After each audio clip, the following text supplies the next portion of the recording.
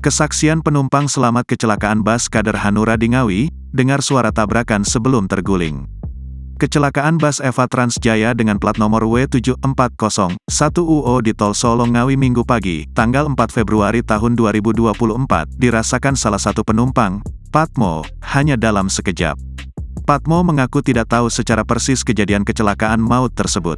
Saat itu dirinya duduk di baris belakang dan tengah tertidur.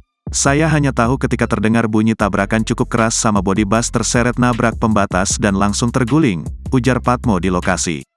Patmo perlahan-lahan berusaha keluar dari kendaraan sembari melihat kondisi bus yang sudah rusak parah akibat kecelakaan. Ia juga turut serta membantu evakuasi teman-temannya yang mengalami luka-luka. Banyak teman-teman yang ikut, ada sekitar 50 orang. Saya melihat keluar bus terguling, saya keluar merintih kesakitan, ungkapnya. Dirinya menambahkan jika bus melaju dari Jakarta mau perjalanan pulang ke Surabaya setelah mengikuti acara bersama Partai Hanura sebagai Satgas Pengamanan. Kemarin Sabtu, tanggal 3 Februari tahun 2024, kami hadir ke Gelora Bung Karno, Jakarta dalam rangka kampanye Capres Ganjar Pranowo, pungkasnya.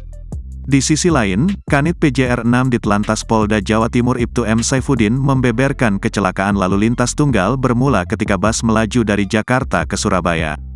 Saat melintas di KM 5546000A tepatnya di lajur lambat, sopir bus berniat mendahului truk di depannya. Tidak mampu menguasai laju kendaraan, oleng ke kanan menabrak median tengah kemudian terpental ke kiri dan terguling, ujar Saifuddin. Karena kurang antisipasi sopir bus, kendaraan menabrak median jalan lalu terguling dan terseret sampai menghantam guardrail. Bus kemudian berhenti menutup jalan tol atau lebih tepatnya jalur lambat dan jalur cepat, bebernya. Dirinya mengungkapkan akibat peristiwa tersebut, sopir bus Catur Pancoro 47 tahun asal Tulangan Sidoarjo meninggal dunia saat mendapat perawatan di rumah sakit.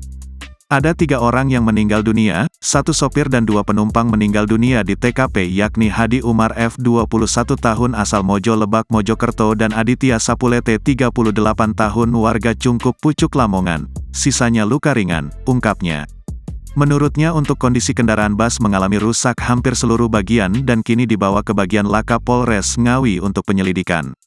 Sementara itu Kasat Lantas Polres Ngawi AKPM Sapari menuturkan korban luka ringan masih dalam perawatan di RSUD Sragen dan yang meninggal berada di RSUD Widodo Ngawi.